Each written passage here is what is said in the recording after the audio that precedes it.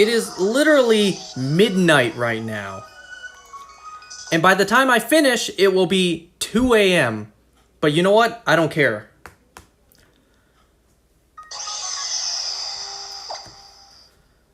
I have a lot of caffeine in my system right now, so I probably won't go to sleep early anyways.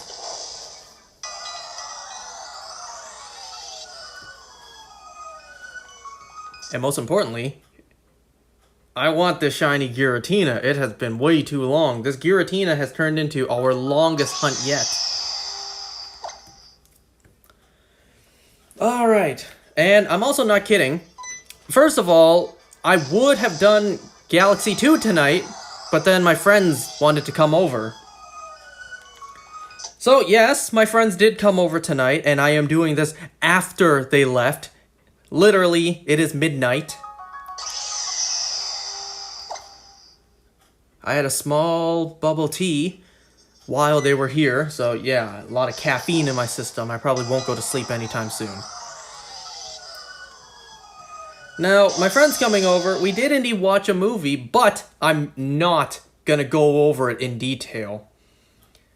The movie we watched was Ballerina. And I'm not gonna go over it extensively because, in all honesty, I'm not that well versed in the John Wick series, the John Wick franchise. I'll be honest, I really haven't seen any of the movies. Not because I don't want to, it's just I never got around to it. I know, crazy, right? I never watched the John Wick movies. So, in this movie, I kinda don't know too much of what's going on. But the movie has its own plot. I'm not gonna go over it extensively. All I will say is that the main character, Eve, she had many opportunities where she could have been killed. The people of that village were trained horribly. An entire village of a cult, and not one person in the entire village could take down one person. Also, I couldn't help but notice, why did everyone run up to her before they shot? Why didn't they just shoot her from a range?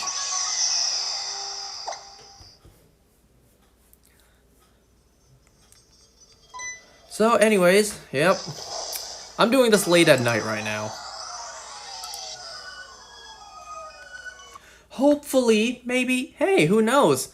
This'll be the time I get shiny Giratina, and it won't take 2 hours, so I can get shiny Giratina and be on my way. Hop into bed and probably just lie there not falling asleep for a while.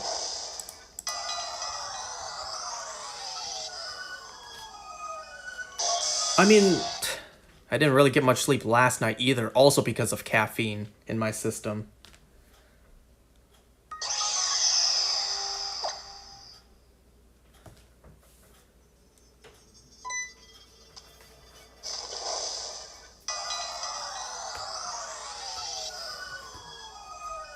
But hey, I do actually have the 2 shows to discuss today.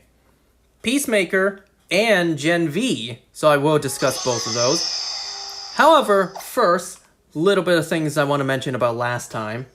So last time I talked about Marvel Zombies.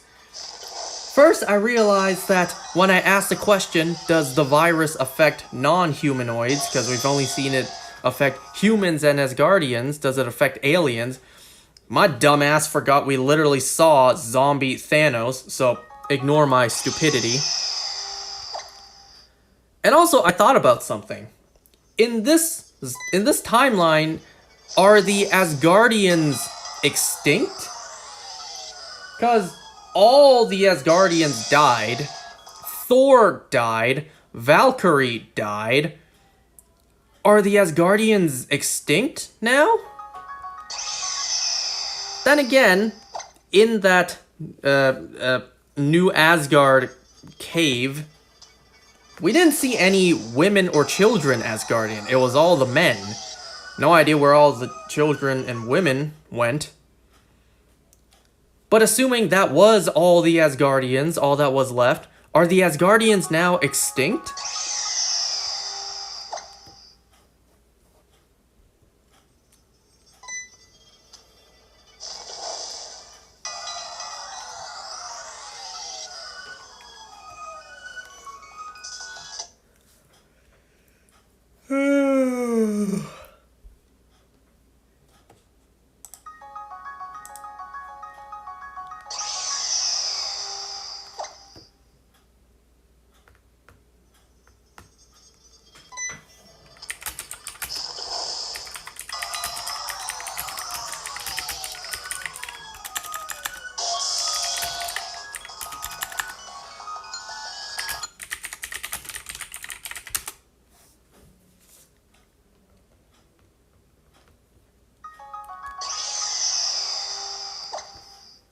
Man, my friends are trolling me.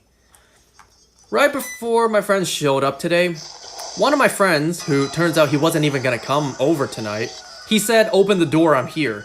So I actually opened the door, and he wasn't there. Yeah, it turns out he wasn't gonna come over tonight. So one of our friends is on a trip to Italy right now, and, in the group chat, he's joking like, "Hey, I'm here too."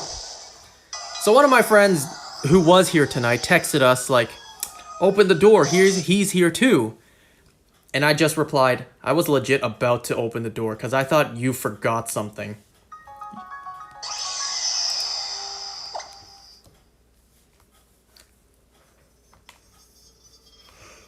I am yawning because I'm tired.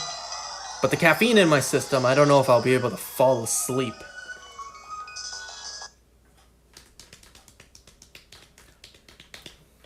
Anyways, the sooner I get done talking about these shows, the sooner I can just sit here in silence and shiny hunt. So let's first talk about Peacemaker Season 2, Episode 2.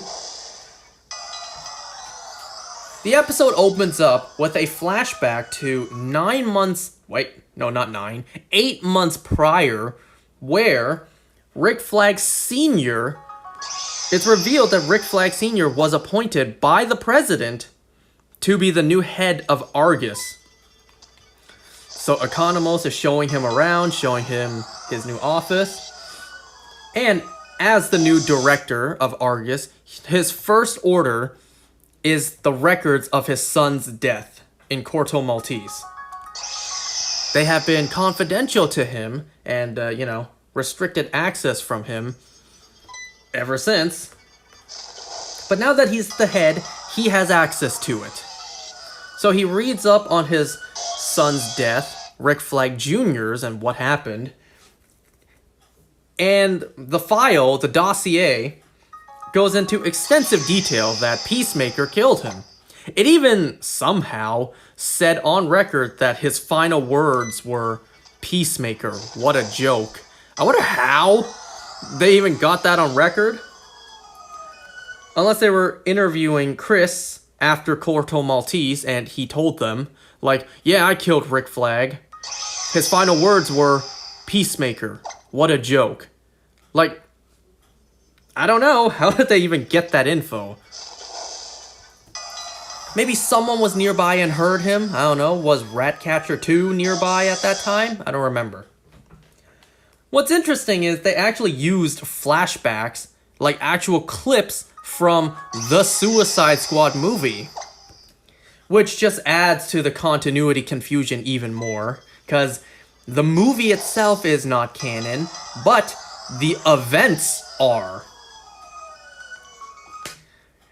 I would say, great job, James Gunn, but given the history, given what we know, the man did his best.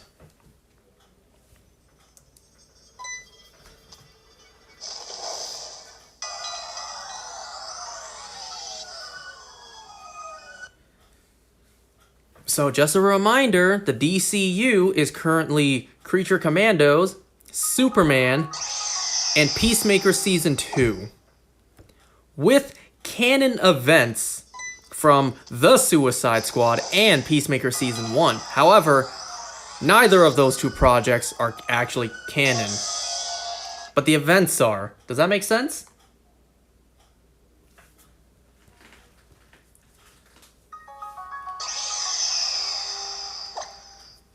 So then we cut back to present day, where, we follow up from our Chris killing his doppelganger in the quantum unfolding chamber.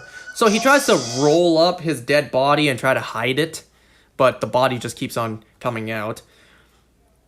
Chris grabs his phone, and calls someone asking, like, "Do you still have that hacksaw?" And then the next morning, he goes out, he makes coffee, goes out and grabs the newspaper, which, thank you, newspaper. I mentioned this about Superman 2. I don't care how far in the future we get. Stop modernizing everything and digitalizing everything. If the character story for Superman is that he works at the Daily Planet to print newspaper, keep it that way. Have them print newspapers. I don't care if everyone these days gets all their news from Twitter. Keep printing newspapers inside film. It's why I hate what they did with the Daily Bugle. They made it the dailybugle.net. They made it into an online talk show. I hate that. But anyways, Peacemaker grabs his newspaper and then sees that everyone inside from the orgy is still there.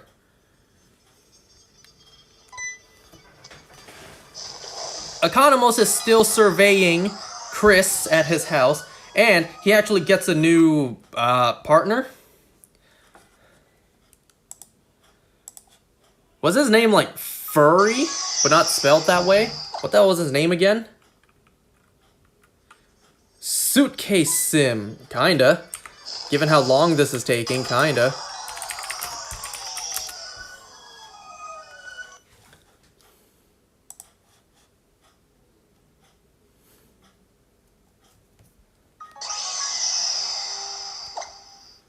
Dang, I cannot see this guy's name on the first page of Google. What was this character's name?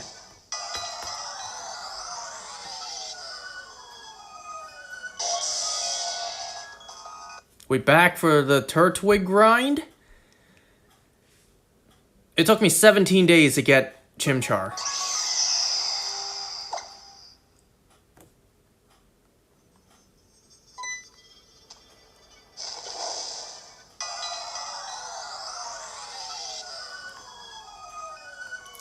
Why can't I find this character's name?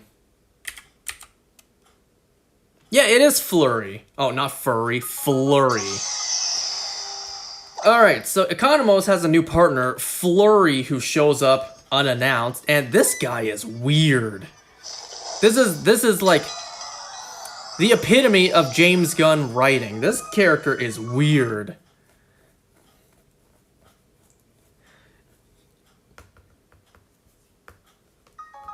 I'm not even gonna go into detail about what he said, like with the conversation he has with Economos. One thing that was hilarious is that when later in the episode, Adrian Chase shows up, he's just like, who's the nerd? He looks like he collected all the Pokemon. It's like, okay, first of all, Pokemon is plural, not Pokemon. I don't know, I just thought that was hilarious. The fact that Adrian Chase looks like a nerd, he collected all the Pokemon. Anyway, so Adebayo goes back to her apartment, and her ex, I forget her name.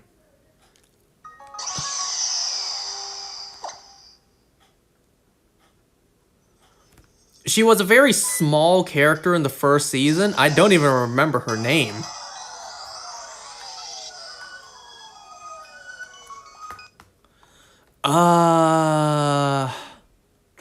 Trying to find it. Oh, Kia, that's right. Kia. So, I forgot to mention this in the last episode, that Leota and Kia kind of broke up. So, now Adebayo's going back to their apartment, but she's kind of not welcome there anymore. So they get into an argument, it's like, you know, Leota changed ever since she, I guess, outed her mother. So they broke up.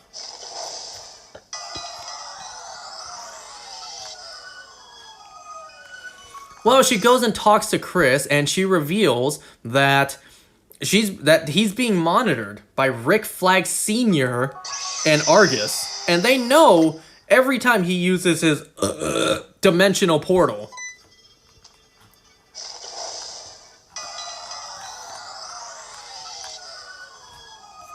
It was also kind of funny that the moment Flurry saw Adebayo show up, he's just like, who is that piece of ass?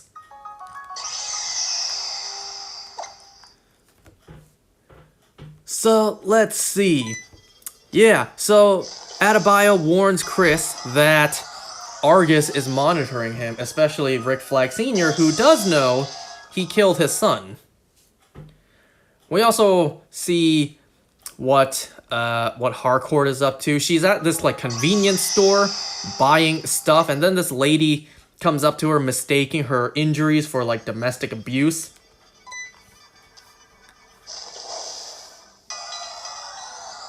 She even sees a help wanted sign on the door and even considers it. Listen, the struggle is real out here these days.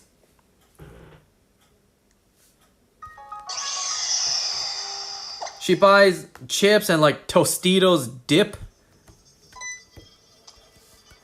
And we see those come in a little later.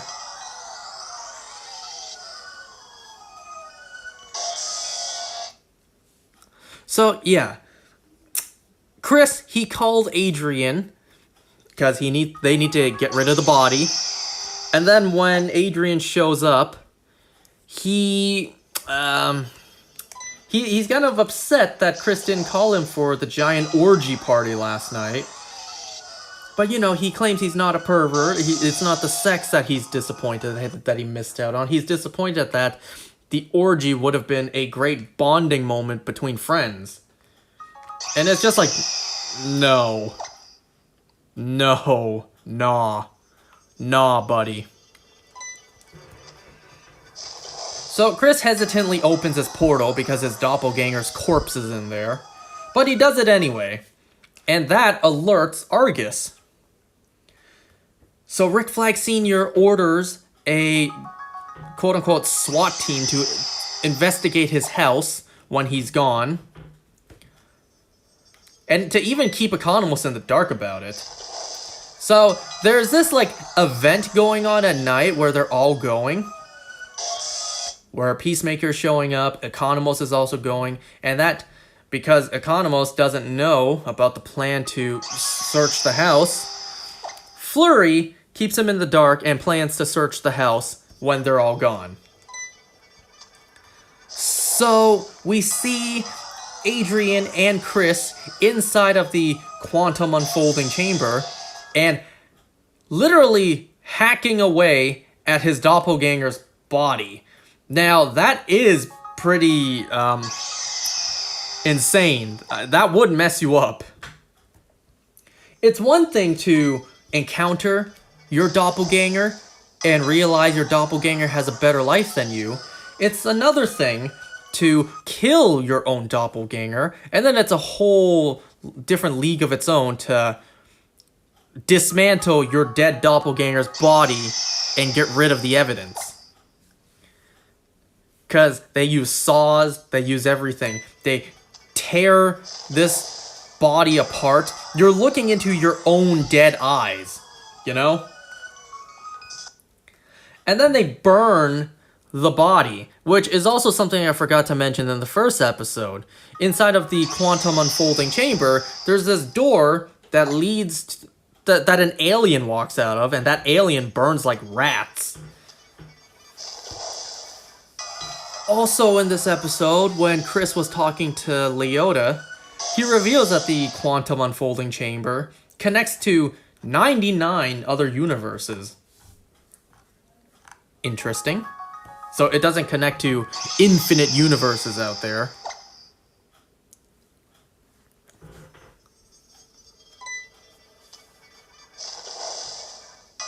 So while they were dismantling and burning the doppelganger Peacemaker's body, his phone comes out. So our Chris picks it up. Now, because he is able to unlock his phone because they have the same face, I'm sure there's a bunch of Easter eggs for the contacts, but the one that he looks up is Amelia. He looks at his doppelganger's photos, and he has lots of photos of them being a couple, them going on dates, them being in bed together. It's like, damn, that's heartbreaking. To see your doppelganger was with the woman that you loved, that is hard. That is hard to take in.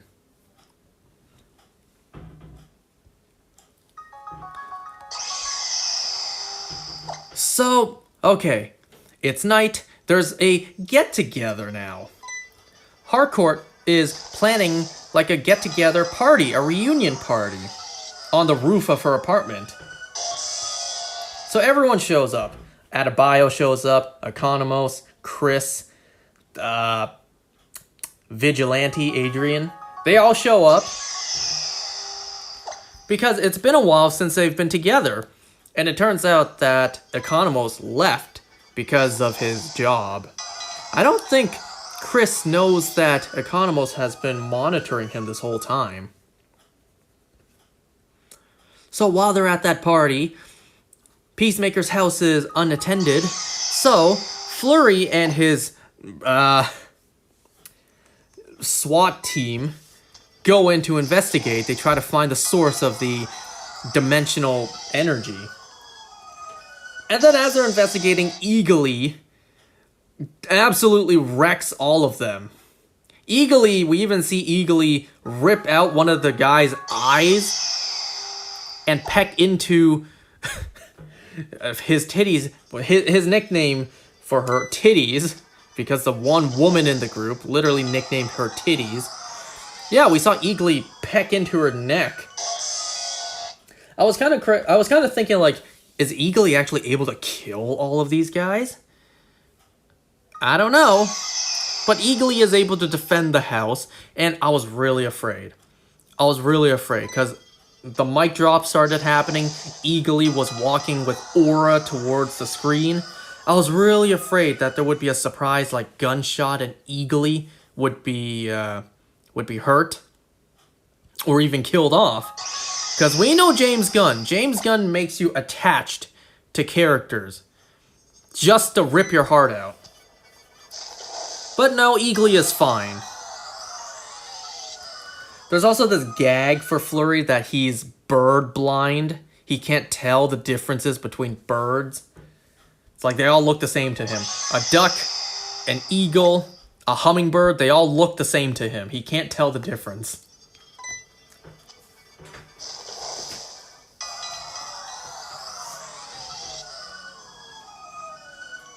So during the party, you know, they're having a good time, they're catching up. Chris and Amelia, they talk. And, well, Amelia is kind of... She kind of grows upset at Chris, and, well... Yeah, that kind of sucks for Chris.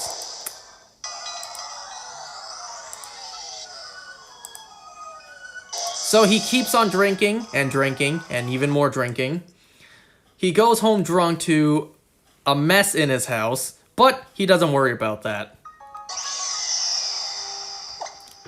Instead, what Chris does is he opens up his doppelganger's phone and tries to text doppelganger Amelia. However, obviously it doesn't send because he's in a different universe. But what he does is he actually goes into the other universe. He opens the quantum unfolding chamber, walks in, goes to his doppelganger's universe. He hears his doppelganger's father wondering where he is, but he doesn't care. He sits down and begins texting doppelganger Amelia Harcourt. Now I'm trying to think, was there anything I missed in this episode? I kind of just glossed over it, but for the most part, that's pretty much the episode.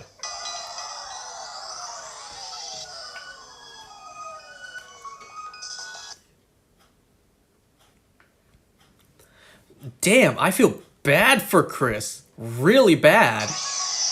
Everything I explained previously, you know, his life sucks in his home universe. He realizes that his doppelganger's life is significantly better than his. Damn, I can't blame him for feeling like absolute shit.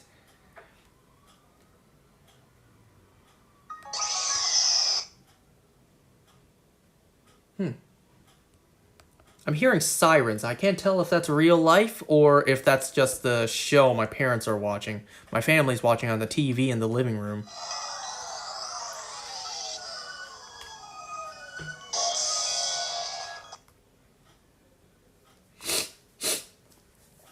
But yeah, like, if I was in Chris's position,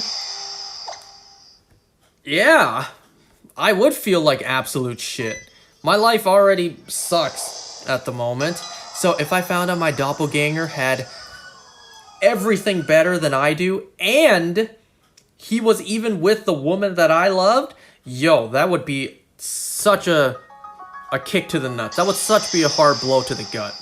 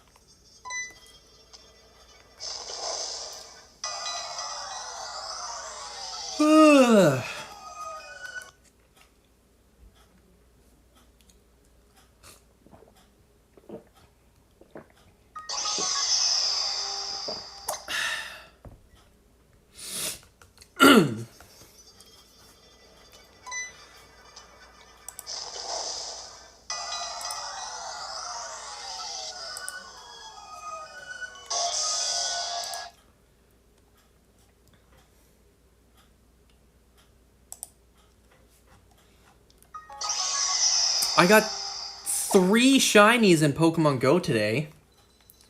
Today was Mega Metagross Raid Day. I got 1 shiny. And then, on my way home, the Daily Incense, I got 2 shinies. I got a shiny Mawile, and then I got a shiny Shieldon.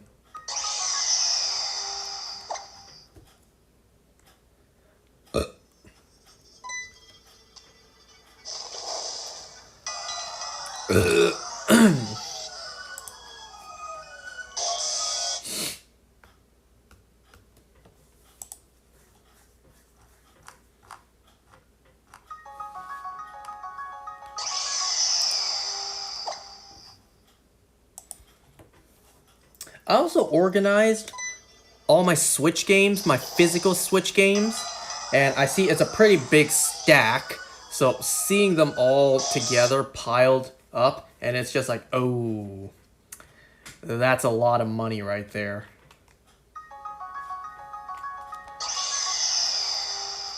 And the thing is, some of my cases are empty.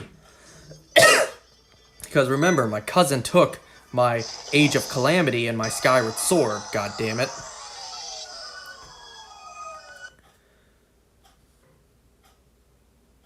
And in sorting my games, I also realized that there are 2 games, one I completely forgot about, 2 games that I bought digitally that I regret buying digitally. I bought Smash Ultimate and Mario Odyssey digitally. I completely forgot I got Mario Odyssey digitally. Now, the reason I got those 2 games digitally was because at the time, I was afraid of losing the very small Switch cartridges. Knowing how clumsy I am, how irresponsible I am, I was terrified to lose the tiny cartridge. So, I opted to purchase them digitally. This was also a time before the whole stop killing games was going on, where, you know, digital games were really beginning to gain traction, to be more convenient. But as the years went by, we started to shift towards, alright, digital games suck, let's keep our games preserved physically. So yes, I do regret purchasing digitally Smash Ultimate and Mario Odyssey.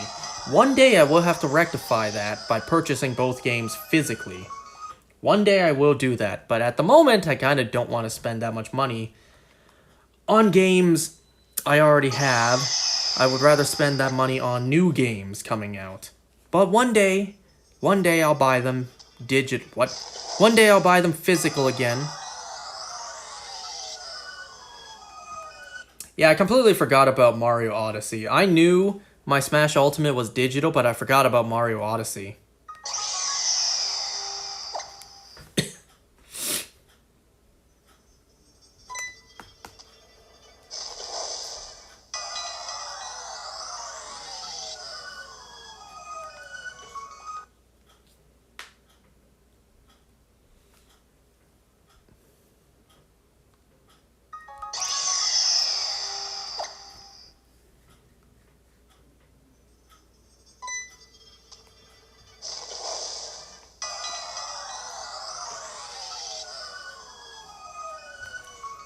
This Giratina is so stubborn.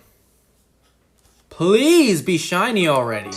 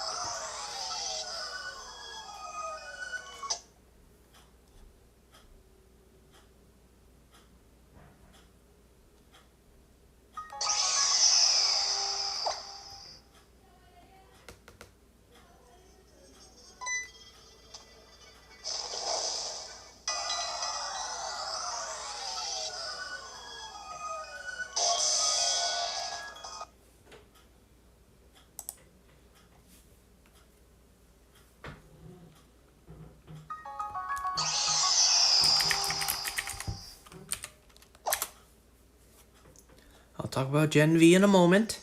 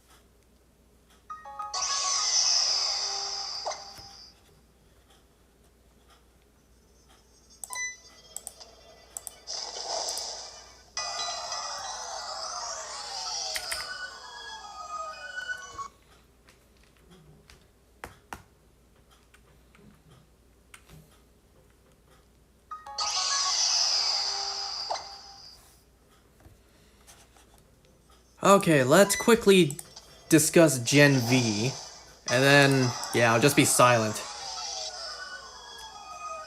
So, Gen V Season 2, Episode 2. How did this episode open up?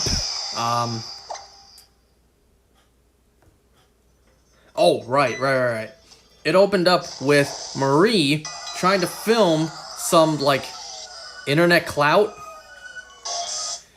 Because Emma's plan is to have as much online attention as possible to where if Vought ever makes them disappear again, it'll be noticed.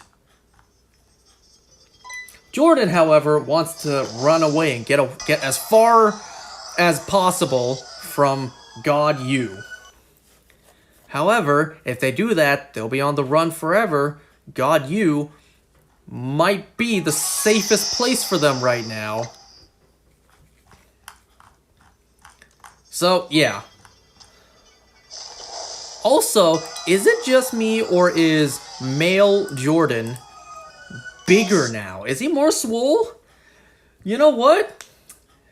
Respect. What was the dude's name again? The actor?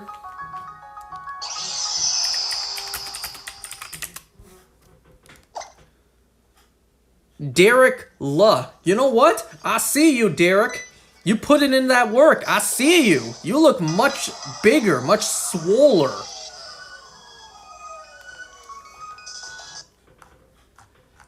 And you know what? A little bit of a side little tangent here, something I've been thinking about ever since Season 1 of Gen V.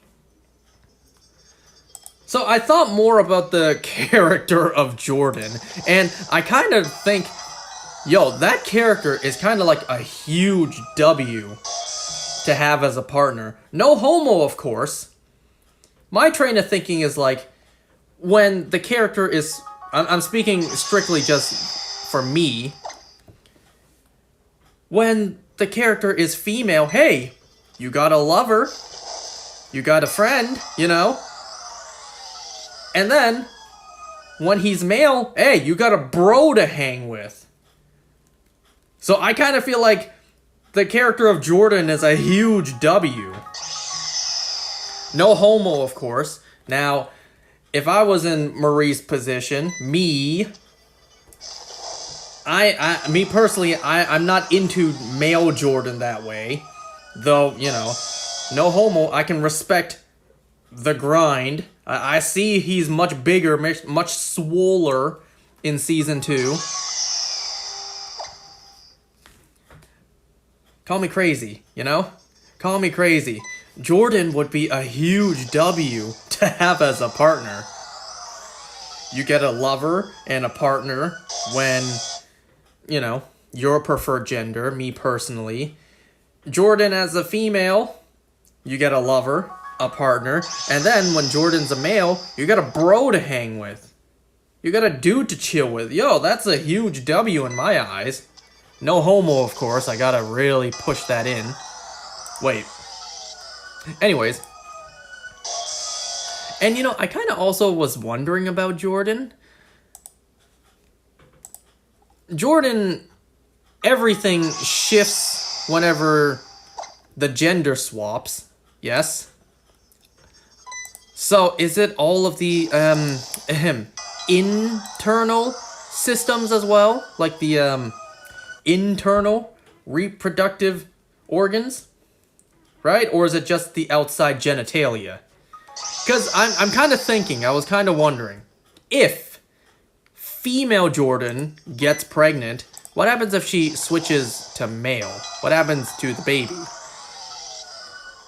Would the baby just disappear? Would it just get, like, I don't know, crushed to death? And then what'll happen inside, right?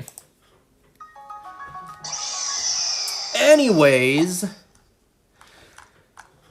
so Marie is in front of the new Dean Cypher, and he reveals to her that Andre was sick.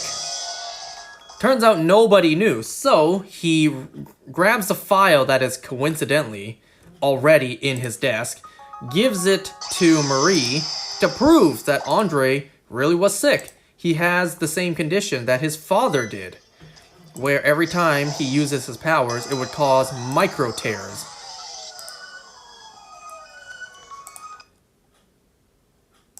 So Jordan, well, not Jordan, so Andre would have known that if he pushed himself too hard, it could be fatal.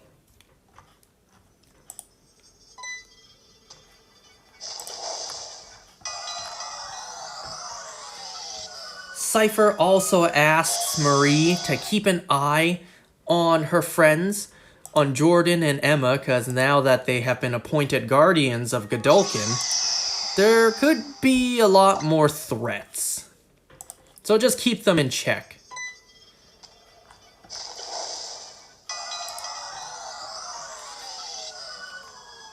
Oh yeah, Cypher also reveals to Marie that Kate is alive, and she's in the hospital. No idea who attacked her. So, you know, here's hoping that when she wakes up, she'll reveal what happened. We also see in the school, a bunch of monitors and screens are broadcasting Firecracker, preaching like, oh, did the humans attack us soups? Us soups are the greatest minority. Whatever the hell she said.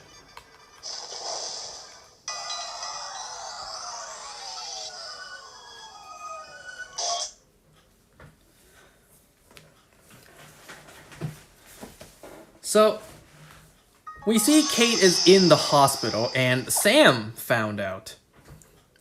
So, he goes to see Kate in the hospital. Kate, she grabs one of the nurse's arms and somehow possesses her. Somehow makes her relay her message. You know, saying Emma was involved. And then, for some reason, she made the nurse grab her, I believe it was a Hello Kitty pen, stab the other nurse in the eye, and then begin choking her. Like, just chaos.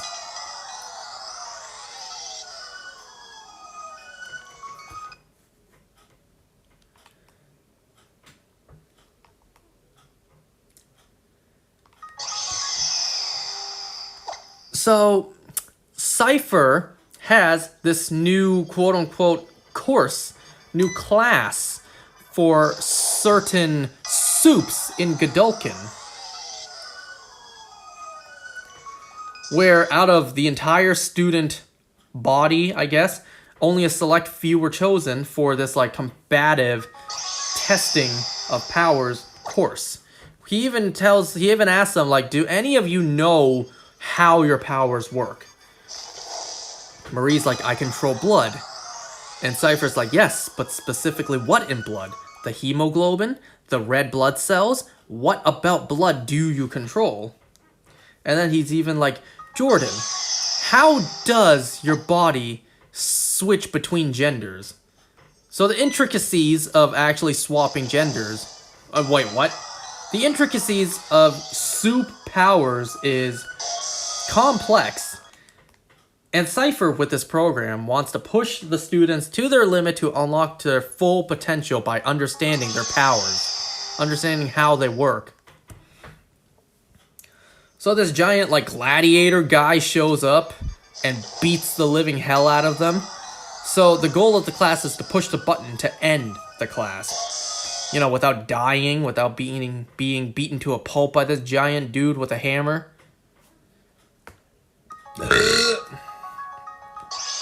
And of course, our characters survive and push the button to end the class.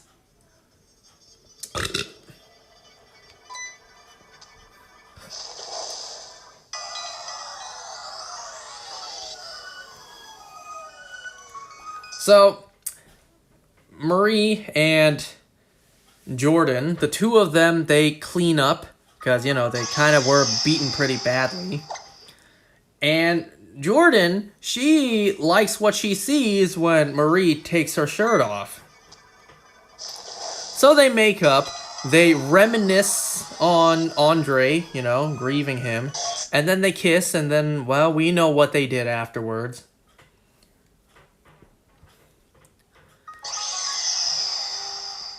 You know, my instincts tell me to label this woke because they had the female actress kissing instead of the male actress, but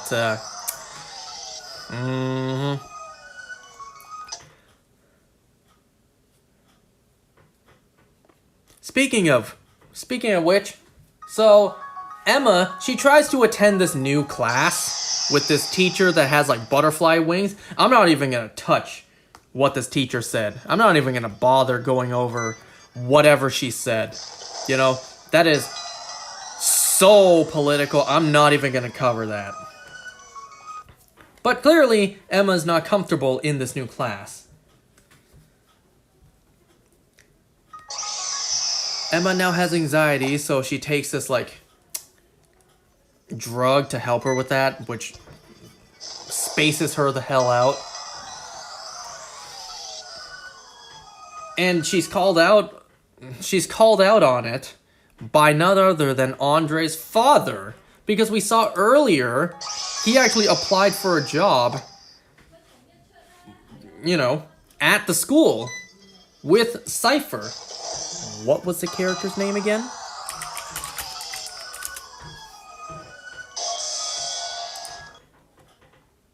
It just says Polarity. What was his name again?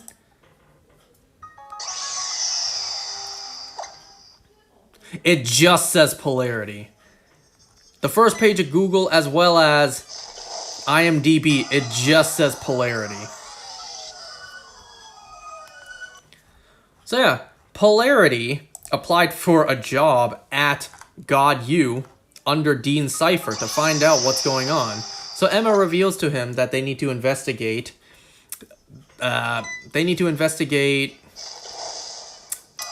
Project Odessa. Because Starlight herself said it's important.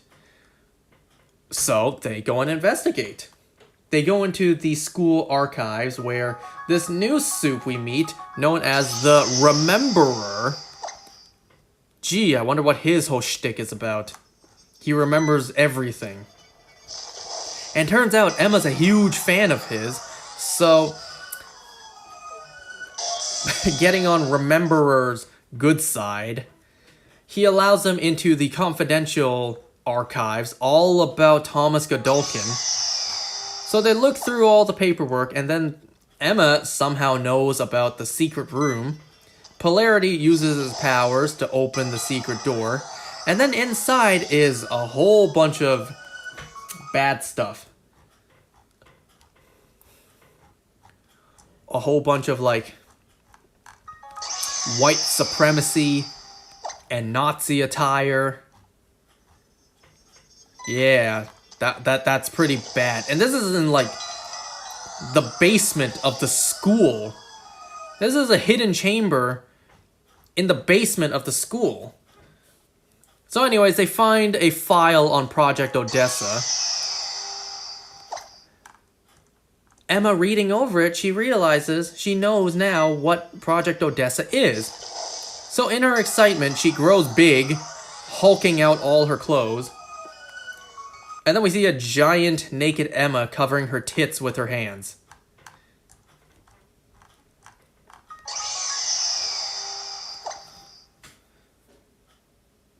So Marie and Jordan, they finished doing their, mating dance. And as Jordan turned male and is, kissing Marie's neck, Marie says, "I love you," and that kind of catches Jordan off guard. So they're about to do round 2, but then they see what looked like explosions happening outside, so they go in and take a look. Emma's on her way to go talk to Kate. What? Not Kate. Emma's on her way to talk to Marie about what Project Odessa is. And on the way, she runs into Sam. And Sam confronts her about, was it you? You're the one who attacked Kate? She didn't deserve that. She did her best to get you guys out of, crap, what's the name of the place? The institution they were stuck at. And then Emma absolutely scolds Sam by saying, like, she's the reason we were locked up in there. And she's the reason that Andre died. She brainwashed you and your brother, Sam. Sooner or later, you're going to have to come to terms with all that you've done. And damn, it looks like she really hit a nerve with Sam. So Marie and Jordan go outside to take a look, and it's not explosions, it's fireworks that one of the Soups is able to set off with her hands. And turns out they're celebrating because they supposedly found the person who attacked Emma and... Not Emma, god damn it. Who attacked Kate and hospitalized her. And it's none other... It was none other than Dognot who supposedly found him. It's the guy who was nice to Marie last episode and paid for her candy bar at the gas station. He was an innocent guy who was a starlighter.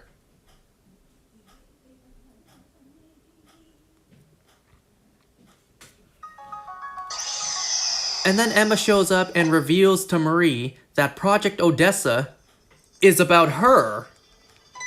It has Marie's files as well as her parents.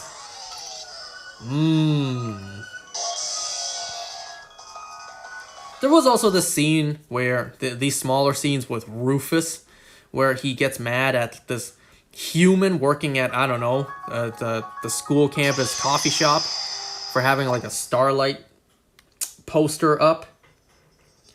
And then there was this other scene where the Deep is here at God U at his, I guess, like dorm room, his frat house, doing this, like, I don't know, this brotherhood vow, whatever. And this is actually where Sam learns about Kate and that Emma was involved. So he asks the Deep if Homelander is searching for whoever did that to Kate, and the Deep is just like, oh yeah, totally. Homelander would not let that slide. He's absolutely on the search. And then some of the other guys are like, are you talking about Emma? Man, she stole my phone and used my phone to pay for a cab to, you know, coincidentally the same place that Kate was found, nearly brain dead and killed. So yeah, that's how Sam found out that Emma was probably involved. That and when Kate in the hospital mentioned Emma's name.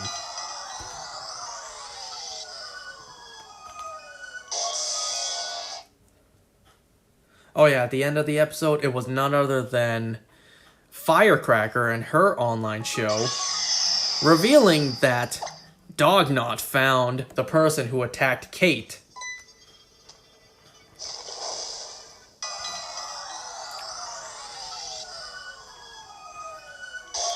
So yeah, if I missed anything, then whoops.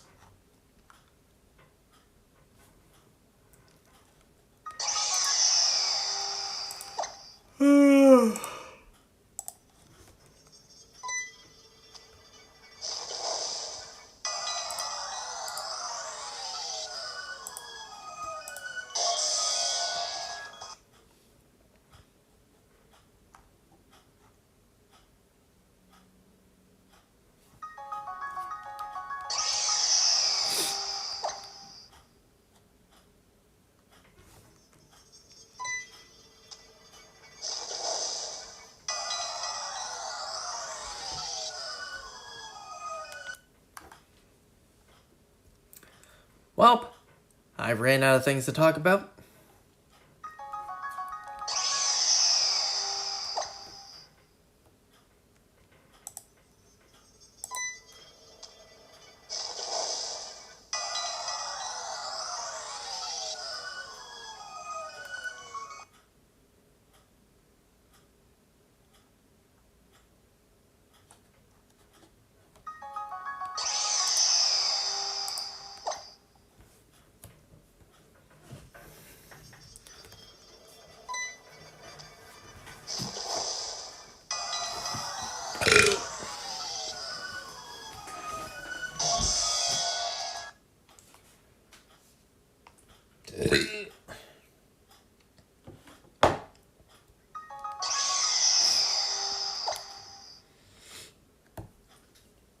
I'm just gonna watch some videos on the side.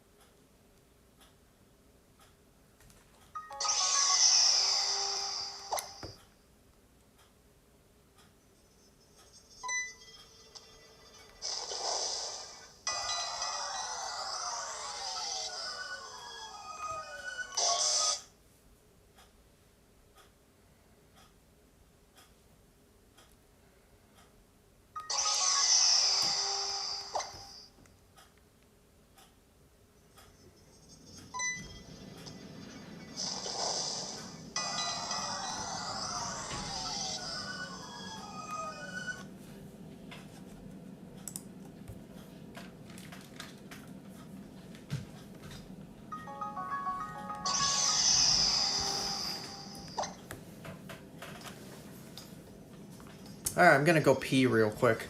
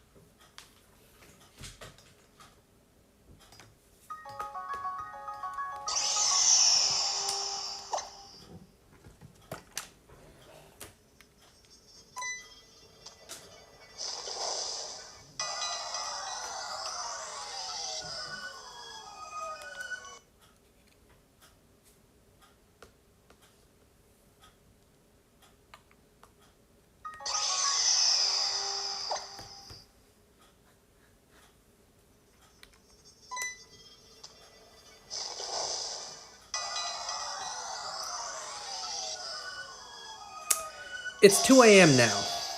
Good night.